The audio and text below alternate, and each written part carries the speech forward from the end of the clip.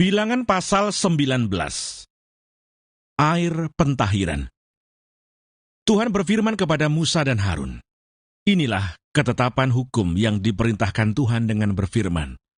Katakanlah kepada orang Israel, supaya mereka membawa kepadamu seekor lembu betina merah yang tidak bercela, yang tidak ada cacatnya, dan yang belum pernah kena kuk.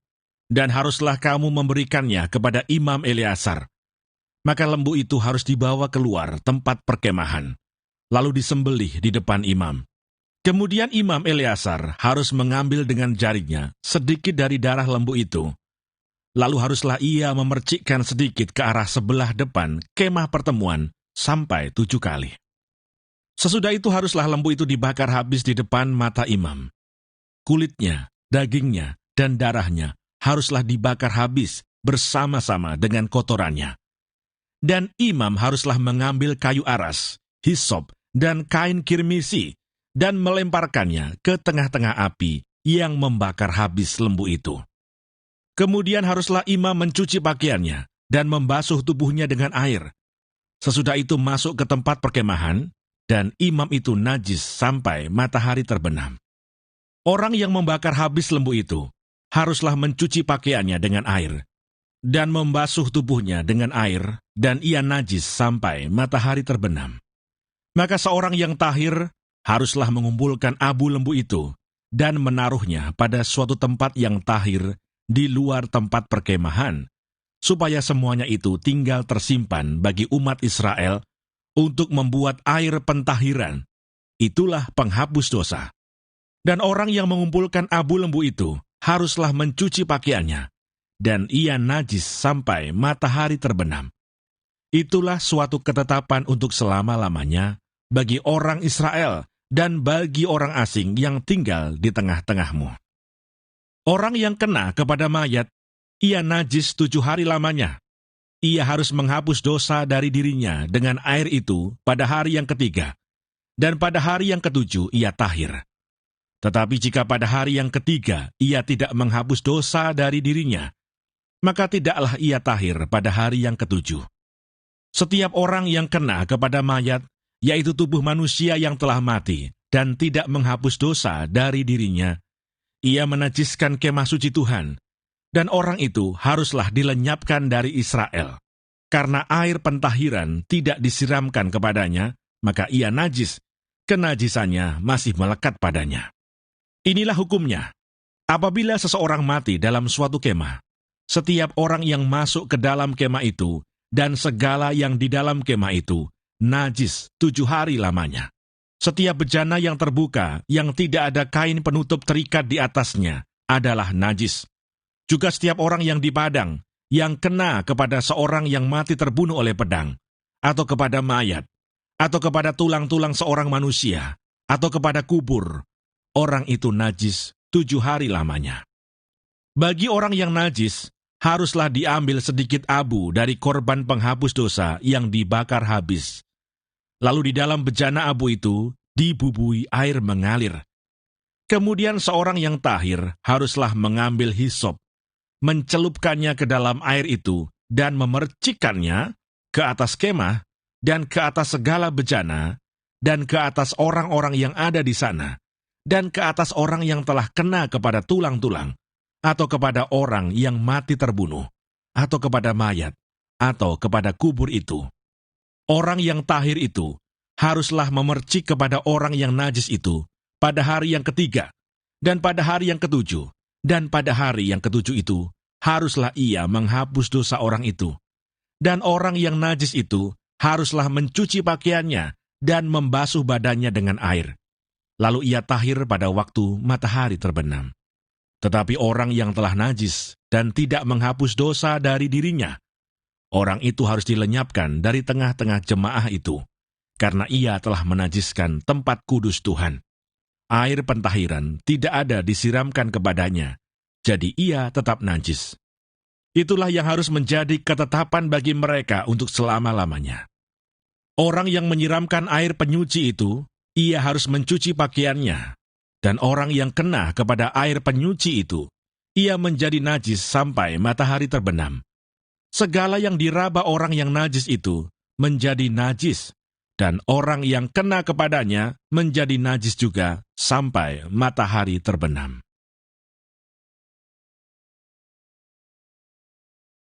Bilangan pasal 20. Miriam mati. Kemudian sampailah orang Israel, yakni segenap umat itu, ke padang gurun Sin dalam bulan pertama. Lalu tinggallah bangsa itu di Kades. Matilah Miriam di situ dan dikuburkan di situ. Dosa Musa dan Harun. Pada suatu kali, ketika tidak ada air bagi umat itu, berkumpullah mereka mengerumuni Musa dan Harun, dan bertengkarlah bangsa itu dengan Musa, katanya, "Sekiranya kami mati binasa pada waktu saudara-saudara kami mati binasa di hadapan Tuhan, mengapa kamu membawa jemaah Tuhan ke padang gurun ini, supaya kami dan ternak kami mati di situ? Mengapa kamu memimpin kami keluar dari Mesir untuk membawa kami ke tempat celaka ini, yang bukan tempat menabur, tanpa pohon ara, anggur dan delima, bahkan air minum pun tidak ada?" Maka pergilah Musa dan Harun dari umat itu ke pintu kemah pertemuan, lalu sujud. Kemudian tampaklah kemuliaan Tuhan kepada mereka. Tuhan berfirman kepada Musa, "Ambillah tongkatmu itu, dan engkau dan Harun kakakmu harus menyuruh umat itu berkumpul. Katakanlah di depan mata mereka kepada bukit batu itu supaya diberi airnya. Demikianlah engkau mengeluarkan air dari bukit batu itu bagi mereka, dan memberi minum umat itu serta ternaknya." Lalu Musa mengambil tongkat itu dari hadapan Tuhan, seperti yang diperintahkannya kepadanya. Ketika Musa dan Harun telah mengumpulkan jemaah itu di depan bukit batu itu, berkatalah ia kepada mereka, "Dengarlah kepadaku, hai orang-orang durhaka. Apakah kami harus mengeluarkan air bagimu dari bukit batu ini?" Sesudah itu Musa mengangkat tangannya, lalu memukul bukit batu itu dengan tongkatnya 2 kali. Maka keluarlah banyak air, sehingga umat itu dan ternak mereka dapat minum. Tetapi Tuhan berfirman kepada Musa dan Harun, "Karena kamu tidak percaya kepadaku, dan tidak menghormati kekudusanku di depan mata orang Israel, itulah sebabnya kamu tidak akan membawa jemaah ini masuk ke negeri yang akan kuberikan kepada mereka. Itulah mata air Meriba, tempat orang Israel bertengkar dengan Tuhan, dan ia menunjukkan kekudusannya di antara mereka."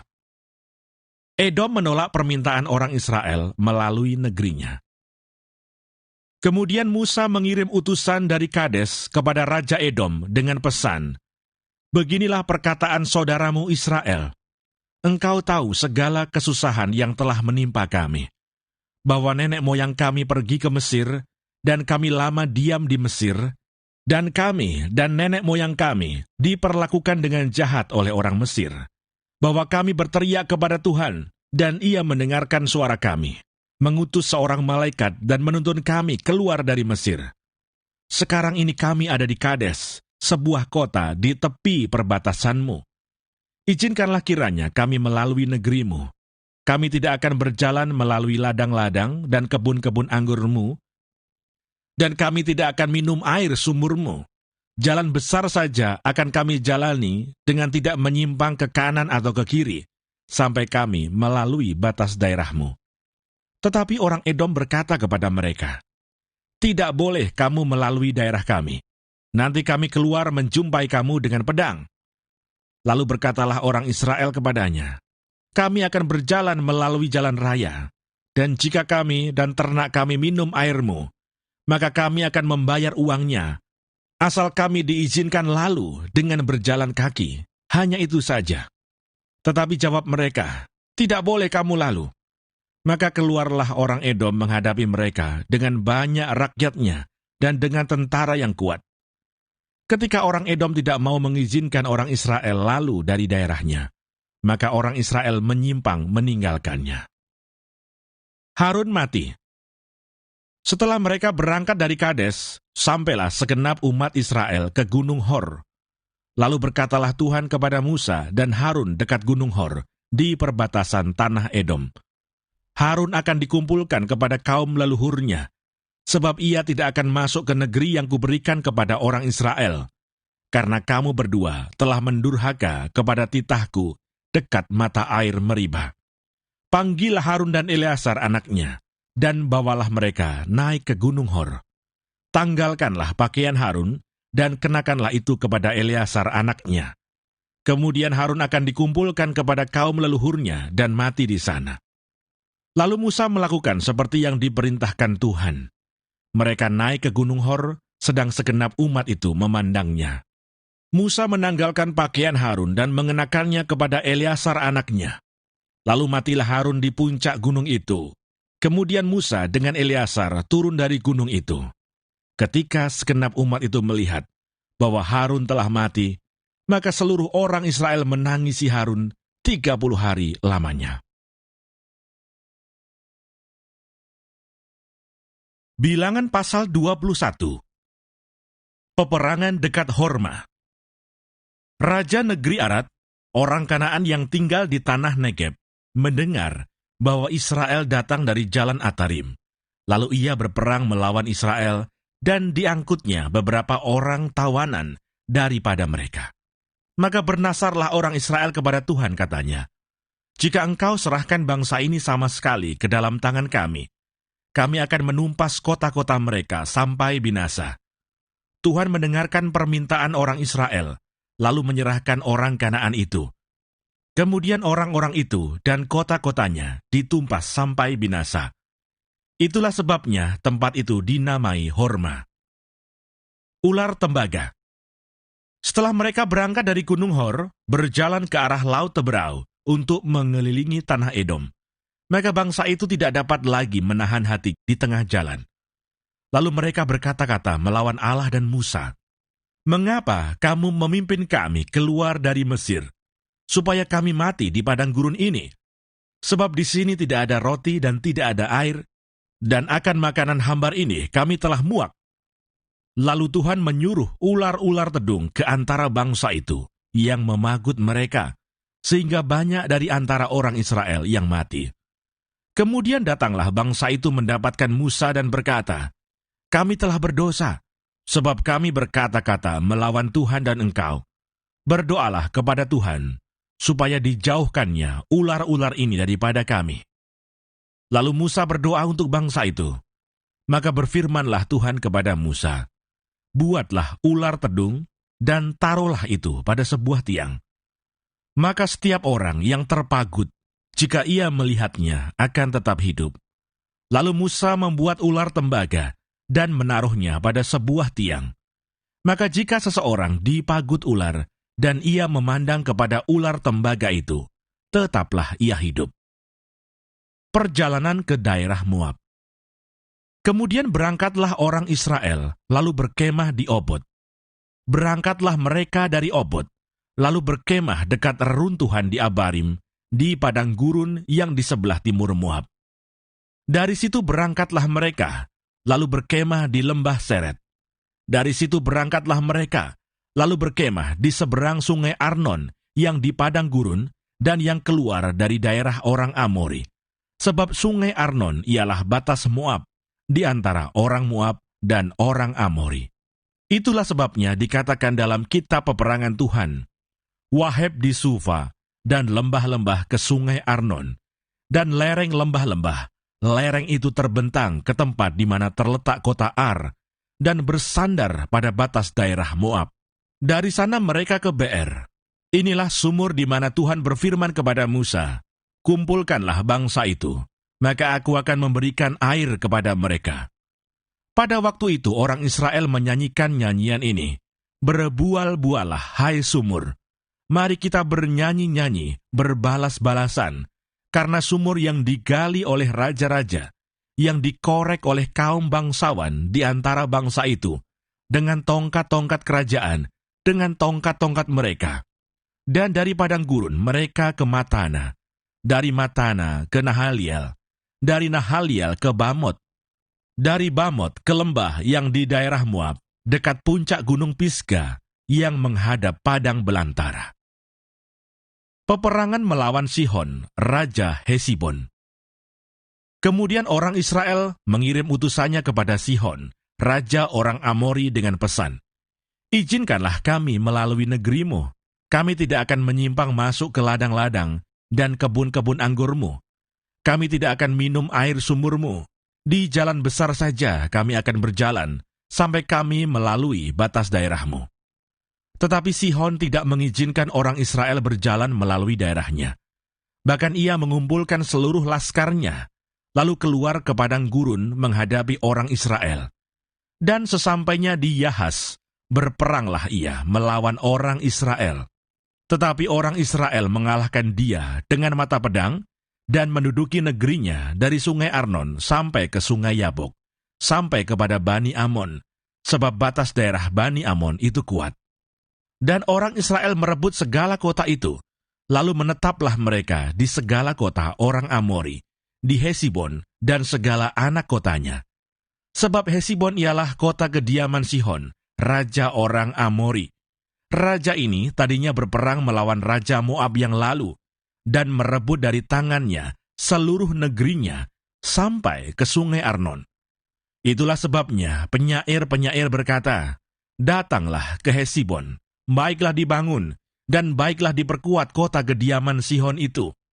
Sebab api keluar dari Hesibon, nyala dari kota kediaman Sihon, yang memakan habis Ar Moab, yang berkuasa atas bukit-bukit di sepanjang sungai Arnon. Celakalah engkau, ya Moab, binasa engkau, ya bangsa Kamos. Ia membuat anak-anaknya lelaki menjadi orang-orang pelarian, dan anak-anaknya perempuan menjadi tawanan, kepada Sihon, raja orang Amori. Kita telah menembaki mereka. Hesibon binasa sampai ke Dibon, dan kita menanduskannya sampai ke Nofah, yang terbentang sampai ke Medeba." Peperangan melawan Og, raja Basan. Demikianlah orang Israel diam di negeri orang Amori. Setelah Musa menyuruh orang mengintai kota Yaeser, mereka merebut segala anak kota Yaeser dan menghalau orang-orang Amori yang ada di situ. Kemudian berpalinglah mereka dan maju ke arah Basan. Lalu Og, raja Basan, beserta segala rakyatnya, maju ke Edrei, menjumpai mereka untuk berperang. Tetapi Tuhan berfirman kepada Musa, "Janganlah takut kepadanya, sebab aku menyerahkan dia dengan seluruh rakyatnya dan negerinya ke dalam tanganmu. Dan haruslah kau lakukan kepadanya seperti yang kau lakukan kepada Sihon, raja orang Amori, yang diam di Hesibon." Maka mereka mengalahkan dia dan anak-anaknya, dan seluruh rakyatnya, sehingga seorang pun dari mereka tidak ada yang dibiarkan terlepas.